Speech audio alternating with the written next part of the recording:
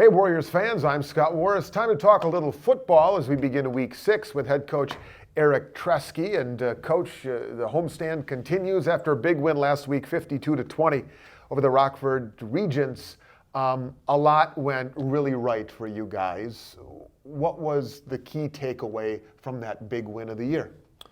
I think the biggest takeaway, we talked all week long, not attaching our identity to our performance. And the reason I say that, the prior week, everything went wrong. And yet here we are, we're still playing hard for our teammates. We're still preparing hard every single day. Like really, if we can be process oriented, because it's the only thing you have control over, right? Is the way that you practice, the way that you prepare, and the way that you respond. Good things will happen. You got to stay patient. Yeah. Well, and I think just the bounce back ability of your guys that you speak of. I mean, after a rough one at CUW and then to come back, I mean, every facet of the game. And I guess I'll ask you this question, though. To jump out early, I mean, Ortega gets you that field goal after a pretty decent drive, so you get some points out of it. You go up 10-0, and right out of the gate, we talked about it, I can't remember if it was on or off the air in the past, about just getting off to a good start and getting that mindset in the right place to kind of springboard through the rest of the game and the rest of that opening quarter. Yeah, it definitely built some confidence. I think especially the game, when I look at Saturday, Rockford's a good football team. I told you I really respect Coach Tolliver, their offense. But the game was really dictated at the line of scrimmage. And that was exciting to see because that was a huge step in growth for our program. Is to be able to limit, the run on the defensive side of the ball and establish a strong running attack on the offensive side of the ball. And the goal is, can we continue to keep that moving forward now? Well, I don't know if the goal is 301 rushing yards every game, but the combination of Green and Murillo, 274 for those two guys of the 301. It was great to get them going, getting downhill, and like you said, control that line of scrimmage, set the tone early, and just keep pounding. And man, eventually that dam broke. Yeah, no, absolutely. And we knew going into the season we have a young O-line. Even the guys that I would say are vets. It's a lot of those guys are first-year starters. So we knew that it was going to take some time for them to build some continuity with each other. And they really started to find it. You mentioned Javi and Trey, just tremendous vision and balance. They definitely showed why we wanted them in the backfield in the first place. They're just great with the ball in their hands. And I'm just looking forward to seeing us continue to grow. The one thing you saw, because of our rushing attack, the whole playbook was open at all times. And so you're never handcuffed as a play caller. The quarterback they always have the ability to make you right. You're not in obvious passing situations. So, one more note on the bounce back ability of the team last weekend. What were your thoughts on your quarterback, Bryce Barbian, who had a rough go of it up in Mequon and faced a little adversity, I imagine, coming out of that game, and then came back masterfully against Rockford? Yeah, so one of Bryce's strengths, a big reason why we have him, in the starting role is really his demeanor.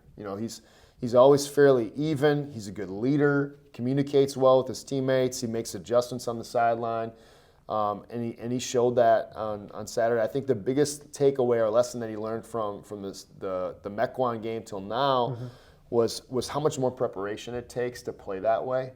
I won't go into details, but we talked about you need to watch substantially more film than you did that week. And we as a quarterback group, we meet, just about every single day. So they're watching film with me, but to play confidently at that position, especially, we ask a lot of the Q more than anyone ever realizes. And so for them to play that way, you got to prepare. And he did that last week, and it showed. He played masterfully. He managed the game. How much, if you could dive into that a little bit, as much as you're willing to share, in terms of asking a lot of the quarterback position, even like you said, even more than fans realize. Can you detail that a little bit, just so fans maybe get a better grasp of it? On a given call, we talked about the RPO type system. We use package plays and RPOs. Packaged are what I would say are pre-snap choices, where there's passes and runs that are available to you.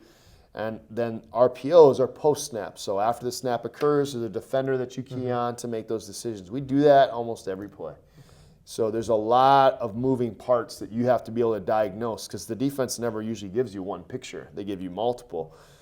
Even every down and distance gives you something different. And as our season progresses, so does the offense, and you start to add variances in your cadence and motions and all these things. And so you got to be ready for all those moments. And Bryce definitely was. He even made me, once or twice they got me on a call, and Bryce made me right by eating the ball and playing for another play. So those are things that I think really showed a lot of growth. Maybe you answered it right there, but I'll ask a follow-up anyway. What are the things that you look for, not just in a quarterback, which gets a lot of the spotlight and attention, obviously, but in any collegiate football player, especially young or first-time starter, what are the moments, what are the things that you and a staff will identify as growth points? What are things that you see? I mean, we can all see stats, and, Sure. and that's, I think, obvious. But what are the things you and your coaching staff will look for? Okay, he's starting to get it. It's slowing down for him. You always hear that phrase. Yes. As far as just their overall maturation. So one thing that I think young athletes struggle to understand is oftentimes, especially if they're not playing as much as they want to, they'll point to their highlights. They'll point to the great things that they can do, and they fail to realize that like I'm not just looking to see the great plays you can make. I'm looking to see how few mistakes you make, because as a unit, football has more variables than any other sport. Every given play has 11 variables on each side of the football. There's a lot going on. And the more that a coaching staff and your group of teammates can count on you to execute your job, the better we're going to be as a unit. So for us, that's been the biggest thing, is saying, hey, not only what are you doing when you're at your best, but how often can I help you eliminate your floor, those lower plays? And that's what you saw offensively, is very few times were we behind the sticks. Very few times did we have assignment issues that we had against Concordia, Wisconsin. And even defensively, there was far fewer coverage busts and run fit issues. And so. I'm going to turn it to you specifically. You were a receiver here. You were a skill position player here. You weren't the quarterback. Do you remember a game or a practice or a moment, probably early on in your collegiate career, where it kind of clicked? The scales fell from your eyes and you just saw it maybe a little differently than you did up until that point? It was my junior year. Okay. I got moved to receiver my sophomore year, and I was faster than most of the guys that were in our receiving unit. I was strong at the time. I think physically I was more mature than many of those guys, but I was not mentally there. Every play I was just trying to remember where my landmarks were, my route depth, all that stuff. And so I was really struggling with the speed of the game because I didn't know my role or the technique of the position so much. And it wasn't until my junior year where I settled into, okay, I know all these concepts, I know how they play out. Now I'm going to start reading defenses. Now I'm going to start influencing the spaces that I'm supposed to get to. And I think you even see that when you watch our players now. Some of those guys, you look at a guy like Emmett Hawkins, first-year starter, that he's starting to figure out where he fits. He's a tremendous football player and knows football like the back of his hand, but he's learning how to do that within the system that we have. And now it's starting to click, and now he's making plays. So yeah, that's when everybody can take it up a notch, because every guy who plays at this level or higher levels, the talent is there. Yep. It's just it's the mental element and the comprehension of where do I fit. Let me ask you this, coaches. The Warriors get ready to take on Lakeland Saturday at 1 o'clock at historic Robbie Stadium. It'll be Faith and Family Day, and I want to get into the details of what all that entails. But across the sidelines will be your former boss in head coach Colin Bruton of the Muskies.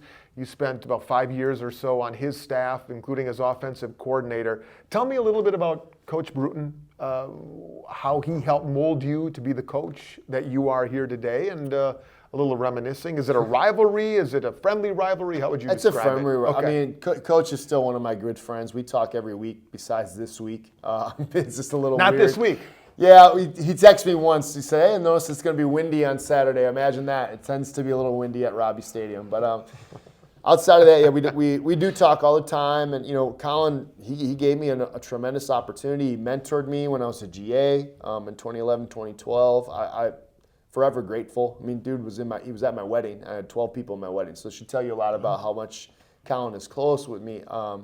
But I think for us, both of us this week, we're competitive as heck, man. We used to call offense and defense against each other every day in practice. So this is going to be a fun one. It always is. And he runs a great program. He challenges you schematically. He's very aggressive. He taught me, how to take chances, calculated chances, about how to take chances. A lot of what I learned schematically, started with what Colin shared with me, and definitely influenced the way I coach. I think the biggest thing, and if you're watching, Colin, I think the biggest thing that I learned from you is more big picture rather than football X's and O's, is just embracing who you are. When we were first getting it going at Lakeland, it's no secret we played at one of the worst stadiums in the country, and many coaches would run from that. And Colin embraced it. He's like, listen, this is the reality. This is who we are. So you're either going to love it or you're not, but we're not going to run away from it. The kids that want to play here, they'll play in the parking lot, right? And that forever changed like how I approached being a leader in our program. For example, I'm not going to shy away from saying we're a Christian football program, and we're going to keep Jesus first, and we're going to dive into the Word together as a team, and you're going to pray with your teammates, and we're going to do these things that really represent who we are.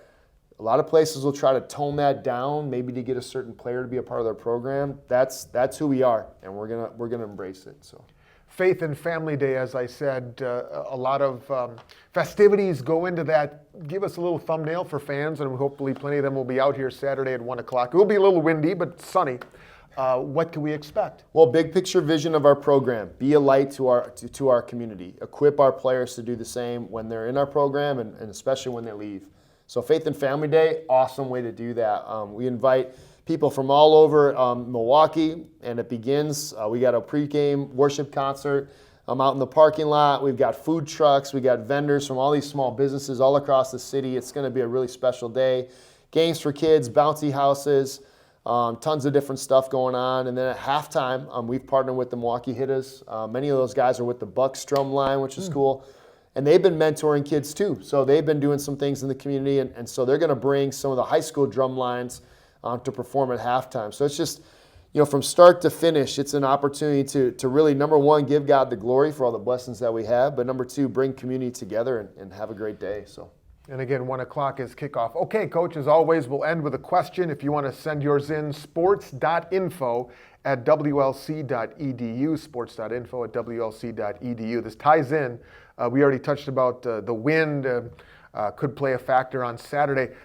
Ken from Milwaukee wants to know, what weather element is worst or makes the sport of football the toughest? Is it rain? Is it the slickness of the ball? Or is it the wind, because that can impact the kicking game or even the passing game and make it a ground and pound type situation? Or snow and blizzardy? I'm throwing everything at you. No, those are all out there. They all present unique challenges. Is there one you hate the most? Or when you look at that extended forecast, you go, oh man, it's going to be whatever, blank weather? Probably, I would probably say rain.